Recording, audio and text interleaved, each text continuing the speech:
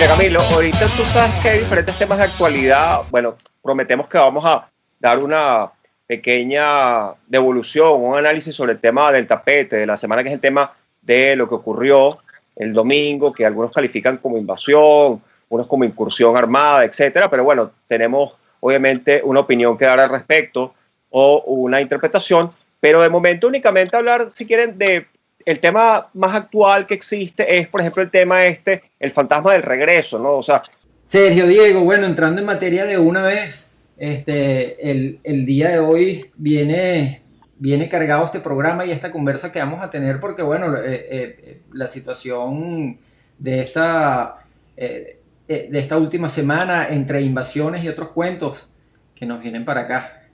sí, bueno, tú sabes que está, por ejemplo, el tema cinematográfico ahí latente siempre con cualquier cantidad de referencias, como el caso de las que hemos citado, bueno, últimamente, Salvar al Soldado Ryan, películas como el caso de Pelotón, Rambo, otras como el caso de Wag the Dog, que hablan de la posverdad, entre otras, ¿no? Pero, digamos, para resumirlo, como diría ahorita el amigo Diego, que ya le voy a ceder la palabra, esto no es tanto una película, parece una película, pero no lo es.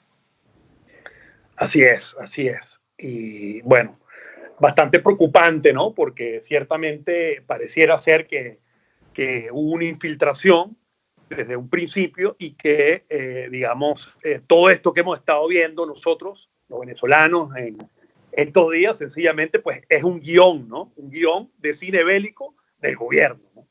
Sí, 100%. Sí, fíjense que una cosa, ¿no? Que es interesante lo que es responsable, pero nosotros no vamos a poner aquí a especular, a inventar más sobre lo que ya se ha especulado, de manera que, bueno, nosotros lo que hemos intentado hacer más bien es armar el rompecabezas por ustedes y en eso hemos estado durante los últimos días, pues durante las últimas jornadas, intentando que ustedes tengan la noticia como corresponde. Entonces, bueno, lo que pasa es que desde el domingo arranca este suceso, este evento, y comienza, digamos, lo que llaman el arco noticioso. Es decir, la primera reacción de todos nosotros como espectadores es el escepticismo, es la duda. Y creo que fue lo que pasó con Twitterzuela, pues. En Twitter la primera respuesta fue la de hacer mofa, los memes, los chistes, pero resulta que, bueno, al final del día no terminó siendo un asunto como tan de ficción, sino más bien una realidad, como dice Diego, que es una realidad que es inquietante, pues. Sí, y un poco lo que refleja en el país, a pesar, digamos, de que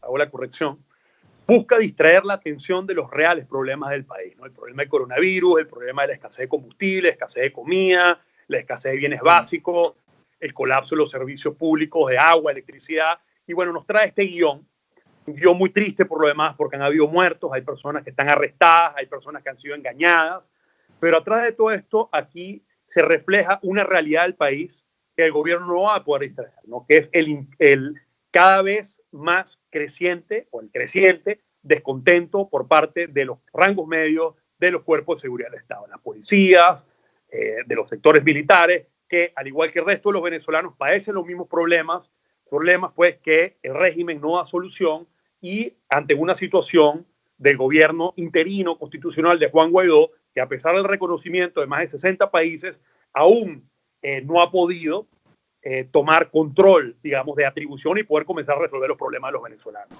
Yo quería pasar y hacer un poquito, porque es bueno ilustrarle un poco a la audiencia más o menos cómo fueron sucediendo los hechos y ahí empezar un poquito a decantar o sacarle con pinzas esos detalles que de una u otra manera sabemos que o podemos asegurar, según lo que se ha visto, que fue un esfuerzo hecho de una manera independiente por un grupo denominado el Grupo Gadeón. Ya de una vez el gobierno de Juan Guaidó se deslastró, se quitó cualquier exactamente. Pero viene la sorpresa porque hay ciertos detalles que dicen que le quitan como que un poco de veracidad, ¿no? Se habla que todo lo que comienza en Macuto comienza más o menos el sábado a las 3 y tanto de la madrugada, en donde empieza un tiroteo. Según él estaba escuchando al periodista Juan Ignacio Mallorca que hablaba de dos tiroteos. Uno que comienza con bastante intensidad, después hay como un descanso, por así decirlo, y vuelve un segundo tiroteo. Sale también un video de un pescador de la zona que él incluso habla que él estaba durmiendo al lado de los peñeros. Asumo que deben ser estas personas que le pagan para que cuiden los peñeros durante la noche. Este pescador habla y dice que lo despierta el FAES, que el FAES se pone de frente al mar, empieza un tiroteo, a decirlo a lo loco, y ellos corren a buscar resguardo. En la mañana vienen las declaraciones de Reverol, pero están después las del gobernador de Vargas, me va el nombre de este señor, en donde en las García Carneiro. García Carneiro, y en las declaraciones que él da muestran las imágenes del bote, y lo que da sorpresa es que después del tiroteo que se formó y las imágenes que se pasaron de Macuto, sale un bote totalmente intacto, sin un rasguño. Entonces tú dices, bueno, si se está gestando una invasión, entre comillas, oye, yo creo que lo último que dejan en pie va a ser la embarcación en donde vienen, ¿no? Entonces, ese estilo de detalles empiezan a darle como que a restarle un poco de veracidad a un esfuerzo que, como bien lo estoy diciendo anteriormente, es un esfuerzo independiente por un grupo denominado Gadeón, en donde ellos asumen la tarea loable de por sí de buscar la libertad de Venezuela, pero se presta a suspicacias, es hacia donde quiero llegar. Sí, sin duda. No, Camilo, tú sabes que es importante también que la gente entienda un poco el marco histórico de los antecedentes más inmediatos. Esto se dice, pues, desde el punto de vista de los analistas, que arranca con el tema de lo que ocurrió el año pasado, el 2019, en la fecha del 30 de marzo, cuando a raíz entonces de la intentona de Guaidó en conjunto con Leopoldo López, se da un proceso de deserción militar y de fractura, una pequeña fractura que se da, una escisión, y el grupo entonces que en ese momento se encarga pues de hacer esta intentona, esta sonada, este madrugonazo, entonces pasa entonces a una cierta clandestinidad fuera de Venezuela, y ahí empieza supuestamente a formarse este grupo, este operativo o este grupo comando, ¿no? El hecho es que entonces tenemos a unos desertores. Cuando uno revisa, digamos, la nómina de las personas que participaron en lo que fue el evento del día domingo, se da cuenta que hay integrantes o desertores de la Guardia Nacional, Policía Nacional Bolivariana, etcétera, pues para redondearlo. Pero esto lo que hace es reforzar la tesis de Diego, en el sentido de que nos está hablando de un clima de descontento, de un clima enrarecido, un clima de crisis. Así es un clima, aquí no hay que perder de vista lo siguiente, ¿no? Aquí estamos nuevamente ante lo que es un guión del gobierno. Y esto enmarca dentro de lo que quiere el gobierno presentar de un escenario de violencia. Lo cierto, realmente, esto es lamentable hecho, es que los que quieren vender la idea de que en Venezuela hay una invasión es precisamente el régimen de Maduro. En Venezuela nadie nunca ha llamado a una invasión. En Venezuela lo que se ha planteado es la necesidad de una misión humanitaria que abra un canal humanitario para resolver una crisis humanitaria. Una crisis humanitaria que, de acuerdo a Naciones Unidas, ha conllevado a 4.3 millones de personas a salir del país, que para finales de año puede aumentar algo entre 5 y 7 millones de personas, posiblemente para finales del próximo año algo como 8 millones. Entonces, claro, el guión, digamos, de hablar de una invasión es el guión de la violencia.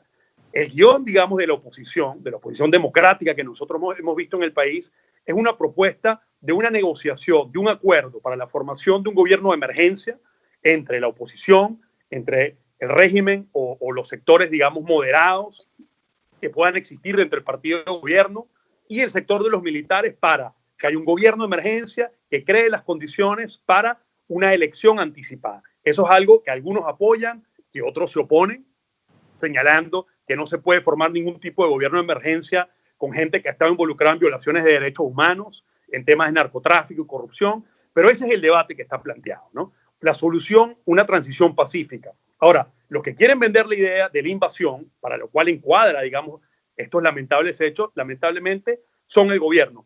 Esto sin dejar de lado la gran frustración que existe en los rangos medios policiales y militares, y por supuesto el hecho que actores legítimos, como algunos de los que aparecen ahí, ciertamente formaron cuerpo de los cuerpos de seguridad del Estado. Ahora, no se sabe que estos muchachos fueron arrestados, los montaron en una lancha y los filmaron ahí y los pusieron como una incursión armada. Lo único que sabemos nosotros es que apareció un muchacho, 3 muchachos totalmente desvalidos, sin camisa, golpeados, con signos de tortura, que no parecían una incursión armada, ni el soldado Ryan, ni mucho menos Rambo.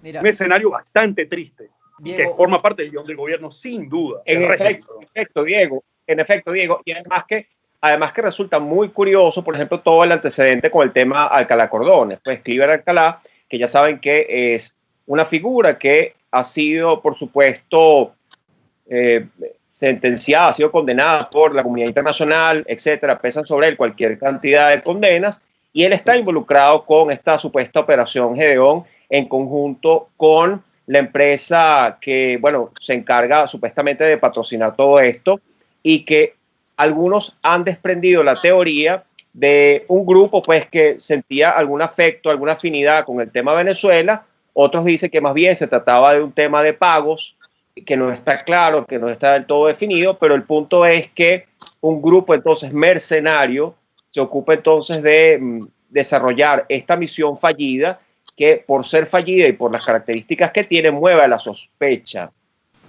Sí, ciertamente. A mí hay dos cosas que de una u otra manera no cuadran. Lo que hablamos a nivel timings de cómo se fueron sucediendo los hechos, y también hay algo que salta la sospecha. Quien da las primeras declaraciones o quien salta, quien se pone enfrente de toda esta situación es el ministro de Relaciones Interiores, cuando hay una invasión titulada así por el régimen de Maduro. En su naturaleza es una invasión de fuerzas y por ende tienen que ser atacados por fuerzas militares, y quien reprime o quien repele esta invasión es el FAES, y sale Néstor Reverol. O sea, Padrino López, ¿dónde está en este momento? ¿Por qué las Fuerzas Armadas Nacionales de Venezuela bolivarianas no actúan? Eso da bastante suspicacia. Y lo otro, Diego, yo estoy muy de acuerdo con tu punto de vista en que a quien le conviene todo este guión, a quien le conviene este montaje, si se le puede catalogar de montaje, ciertamente es al régimen. No hay que olvidar la situación de la gasolina, no hay que olvidar la situación que está pasando, algo que está pasando bastante delicado en la ciudad de Caracas, en el barrio de Petare. Ese puntico es algo que hay que también sacarle, hay que meterse de frente ahí, porque ese punto es bastante importante. Pero el tema de Guanare también. ¿Ah? El tema de Guanare. El tema de Guanare, exactamente. De Guanare. Los puertos de la prisión de Guanare. Pero entonces, hay veces, yo conversaba ayer y salía una teoría también que yo decía, bueno, puede ser esto algo montado incluso desde los mismos centros de propaganda del régimen, por así llamarlo, porque fácilmente tú puedes...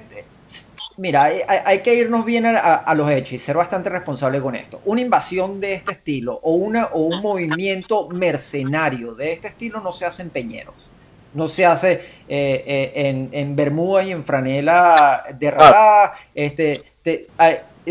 Primero, contratar el servicio, especulo, ¿no? Porque no he podido jamás, no he tenido nunca ni el acercamiento a una operación de este estilo, pero cuesta dinero. Un grupo de mercenarios que van a cuidar una mina o que están dando un respaldo de seguridad a una compañía privada cuesta plata. Entonces, un grupo de mercenarios que tú contrates para derrocar un gobierno te tiene que costar muchísimo dinero.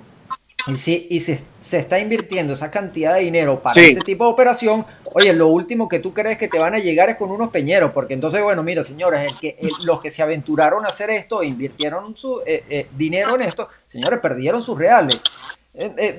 ¿Me captas hacia dónde voy? O sea, entonces, claro, le da mucho más cabida, para terminar el punto, le da mucho más cabida a, bueno, y si tienes una quinta columna del régimen que dice, yo contrato a estos 3 pelagatos sin ánimos de ofender a estos señores americanos, que se aventuren en esto por 3 centavos de locha y ya yo tengo la ubicación de cada una de las naves que van entrando y monto mi show, helicópteros llegando, los pesqueros y da también, Camilo, mira Camilo, este último detalle comunicacional que a mí también me da la sorpresa.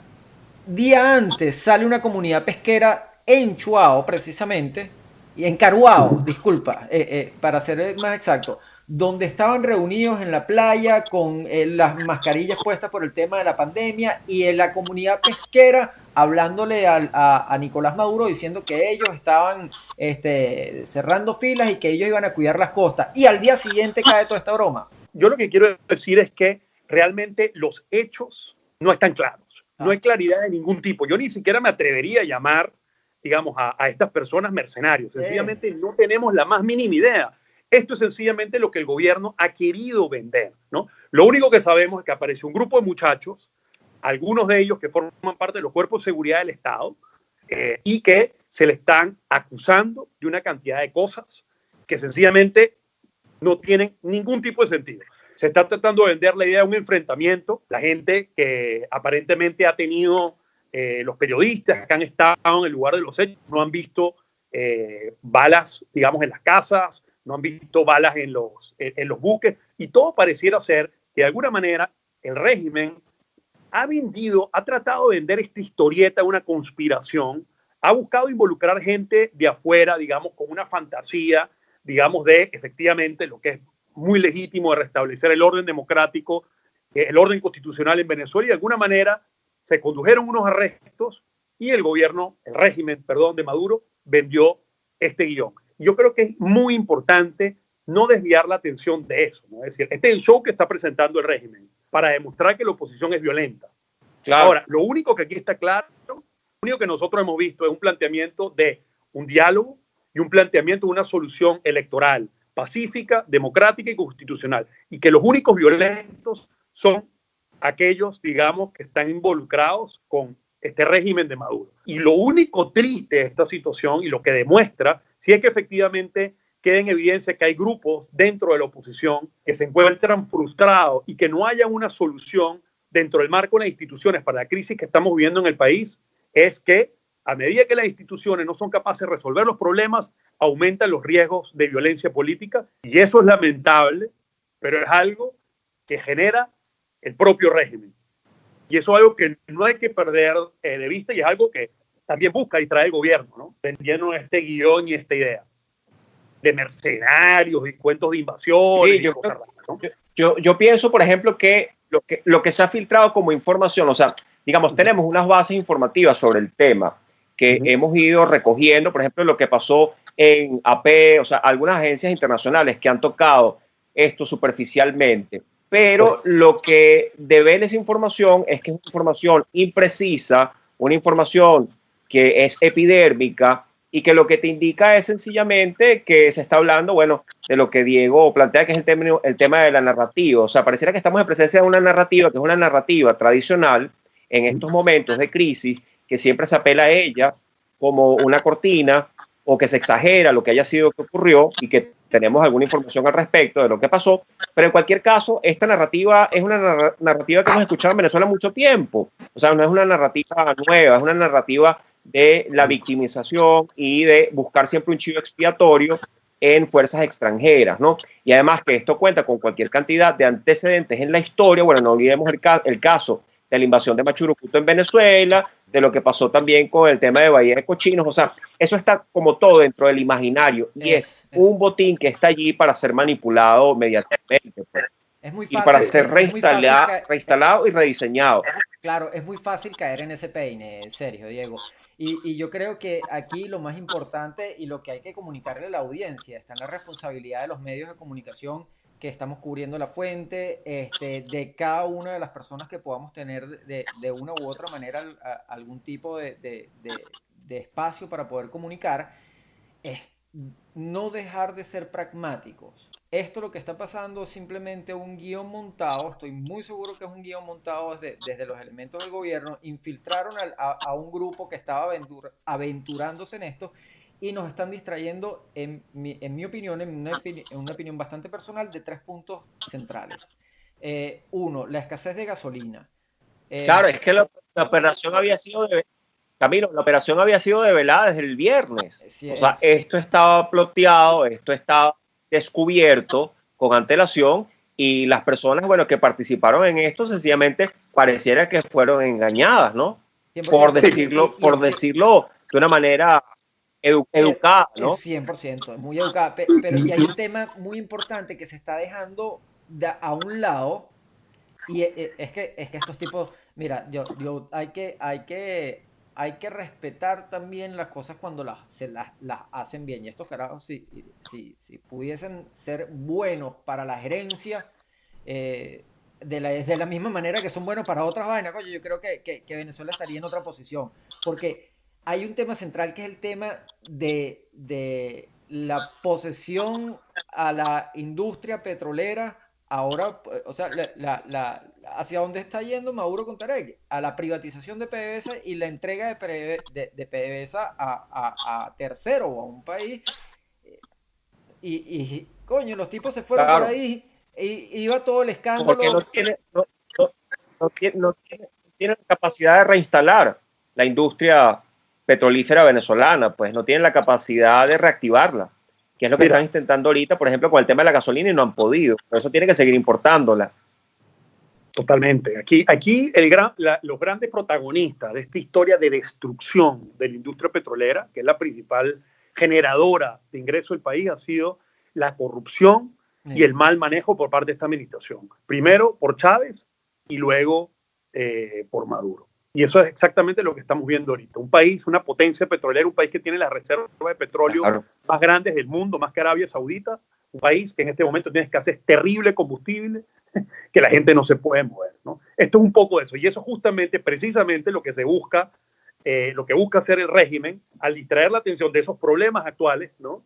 Creando, digamos, este guión, porque lo importante es el timing de las cosas, ¿no? Sí. Y ojo, nuevamente, no estamos descalificando a las personas que participaron, digamos, en esta acción. Es posible que sean legítimas, es posible que, a pesar, digamos, de que tienen una visión distinta que la nuestra de cómo debe canalizarse, digamos, el cambio, pues tienen en común una cosa, que es que ellos también ven un régimen usurpador, ellos también ven un régimen que está envuelto en actividades de narcotráfico, minería ilegal, corrupción, lavado de dinero generalizado, y ellos también ven, lamentablemente, que las instituciones en el país no son lo suficientemente fuertes para generar ese cambio, que el régimen sigue evadiendo una salida electoral, pacífica, democrática y constitucional, y esto es lo que ocurre, ¿no? Sencillamente, hay quienes que, cuando no hay salida a través de las instituciones, aumenta la violencia política y estos hechos lamentables se producen, ¿no? Y posiblemente vamos a ver más insurrecciones. Tuvo el caso de Oscar Pérez, considerado un héroe nacional. Ajá. Ahora, hay una cantidad de héroes que han dado la vida, todos los muchachos estudiantes que en el ejercicio de la resistencia pacífica y la lucha no violenta tomaron las calles.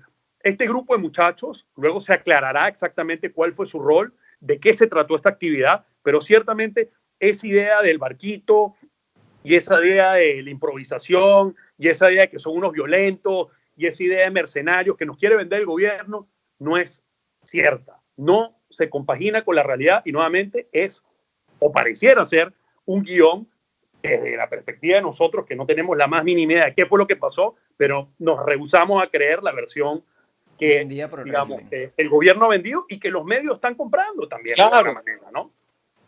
Oye, sí. No, es que no hay que hacerle el juego, no al tema. Y creo que es importante que la gente tome conciencia o cobre conciencia de la necesidad de, ante estas situaciones, esperar que pase una semana, que se asiente todo el evento y una vez que se asiente, entonces empezar a formarnos una opinión, que es lo que hemos intentado por acá. Es lo que estoy presintiendo ahorita, pues, que es importante. Mira, esperar que esto se asiente, que esto se establecer y empecemos nosotros a dar una interpretación sensata sobre el asunto, que es lo que estamos intentando por acá, ¿no? O sea, como despertar a la población con temas informativos reales. Oye, serio, Diego, y hay un tema también bastante importante, ¿no? Un punto bastante importante. hay dos ciudadanos norteamericanos involucrados en esto. Obviamente, si están aventurándose en campañas, y no quiero caer en el desliz, No lo sabemos, no lo no lo sabemos. sabemos, pero son la De repente estaban realidad, de turistas. claro, pero es que la realidad De es que repente son, fueron a la isla de Margarita, a la claro, playa. pero lo único real u objetivo aquí es que son dos ciudadanos norteamericanos. Y ya Pompeo esta mañana sacó unas declaraciones. El mismo presidente Donald Trump se deslinda de toda esta operación, el presidente Donald Trump, pero Pompeo Sí. sale dando hoy unas declaraciones donde dice que van a utilizar todas las herramientas posibles para poder de una u otra manera, no sé si la palabra correcta sea recuperar, pero bueno, pero para poner, para poder salvaguardar la vida de dos ciudadanos norteamericanos. Entonces, el Y hay, imperio, como lo llaman ellos, el imperio todavía no ha hecho su jugada en toda esta mesa de ajedrez. mira, hay un tema fundamental, ¿no? Y me disculpo por la broma, digamos, de que están en la playa. Claramente hay una narrativa que se ha dado de supuestamente estos muchachos de alguna manera formando parte de algún tipo de sueño idealista, restablecer la democracia Claro, en un país válido. latinoamericano. No sabemos si fueron pagados, si no fueron pagados, si estos rangos medios de la Guardia Nacional y la policía le vendieron sus sueños y sencillamente, pues, de alguna manera, así como algunos irlandeses, británicos, participaron, digamos, en la lucha de independencia de Venezuela a través de la Legión Británica, pues de alguna manera estos muchachos también son unos soñadores que participaron en eso, o si por el contrario, sencillamente son lo que llaman freedom fighters, ¿no? Esta gente que se contrata para participar en conflictos. Lo cierto es que en Venezuela no existe un conflicto armado. No hay un conflicto armado. En Venezuela lo que hay es un solo bando armado, el régimen, que ha tratado a la población civil en Venezuela como un combatiente enemigo y que ha sistemáticamente violado los derechos humanos de una población pacífica que por momentos ha estado enmarcado entre la lucha no violenta y la protesta pacífica, ¿no? Eso es lo que hemos visto en Venezuela. En Venezuela no hay un conflicto armado y no hay cabida para eso en este momento, ¿no? Ahora, lo que sí hay en Venezuela y lo que el gobierno o el régimen de Maduro busca distraer es un gran descontento en los rangos medios. Sí. Y de alguna manera, generar este guión busca ridiculizar lo que puede ser una acción legítima de algunos grupos que creen que la única manera, no somos nosotros los que pensamos de esa manera, pero algunos que piensan que la única manera de restablecer el orden democrático en Venezuela es a través de la fuerza. ¿Por qué? Porque se enfrenta una fuerza usurpadora vinculada a carteles de la droga, vinculada a grupos, digamos, que financian el terrorismo, el ELN, la FARC. No estamos hablando de ningunos santos aquí, ¿no? Y bueno, vemos de alguna manera que existen estos brotes que nuevamente no queda nada claro. Ahora, con respecto a estos dos muchachos, y ya para terminar, porque no me quiero encadenar, lo que va a ocurrir con esos dos muchachos americanos, lamentablemente, que como el caso en Cuba de Alan Gross, van a ser utilizados como ficha de negociación con los Estados Unidos. ¿Para qué? Para debilitar esa propuesta de un acuerdo, un gobierno de emergencia que cree las condiciones para unas elecciones libres, ¿no? Para ganar tiempo y para seguir usurpando el poder y lamentablemente siendo los principales causantes de este régimen de Maduro de la terrible crisis humanitaria que vive el país y retardando la solución, ¿no? Eso lamentablemente es una realidad, ¿no? Y son muchachos, entiendo yo, por lo que hemos visto en las cámaras, muchachos bastante jóvenes, ¿no? Mira, Es una situación realmente lamentable, ¿no? por aquí Sin no, justificar ningún tipo de acción armada o violenta, si es que efectivamente estaba encuadrado dentro de eso. Que nuevamente, repito, no lo sabemos. No sabemos nada de lo que ocurrió realmente. mira, por aquí tenemos una pregunta A mí, de un usuario que dice, bueno, el hijo de Baduel involucrado, salen las imágenes, de hecho, bueno, bastante lamentable el video, cómo lo llevan y las primeras declaraciones que él da sobre precisamente de estos ciudadanos americanos que estaban aquí, que, o sea, más allá de sacar cualquier tipo de análisis de eso, bueno, yo digo que es muy lamentable que a cualquier persona le esté en esta situación de ser de una u otra manera una nueva víctima del régimen, una nueva ficha de las catacumbas del régimen. Eso o sea, da mucha lástima porque sí, sabemos el Camilo, yo futuro pienso que eso, inmediato que le chamo, viene, ¿no? definitivamente Al padre le han violado los derechos humanos. Camilo, yo creo que sí. Para ir cerrando, yo creo que hay que refrendar el tema del foco. O sea, mantengamos el foco de cuál es el tema importante que estamos por discutir, que es el tema de la solución pacífica del conflicto nacional. Correcto. Y nuevamente, aquellas personas que han hablado... Es lo que está... Claro. Perdón, Sergio, discúlpame que te interrumpí. No, adelante, Diego. No, y que, digamos, en Venezuela lo que se ha planteado siempre es sencillamente una intervención humanitaria que busca proteger una población civil desarmada, que está siendo víctima de un régimen usurpador con vínculos al narcotráfico y el terrorismo internacional. Se trata de salvar vidas, no de que muera gente. Se trata de promover una solución democrática y constitucional, no de generar mayor violencia. Los únicos que hablan de invasión, de incursiones armadas y de revoluciones violentas son el régimen y sus acólitos. Eso es todo lo que quería decir, ¿no?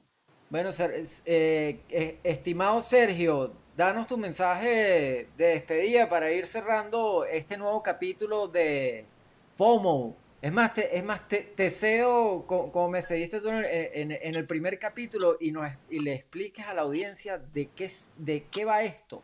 ¿Qué es FOMO? Lo de FOMO fue una palabrita que nos buscamos nosotros para ponerle una etiqueta, un rótulo a esto que estamos haciendo acá, este experimento, pero es lo que llaman en Norteamérica el miedo a perderse lo que es noticia, ¿no?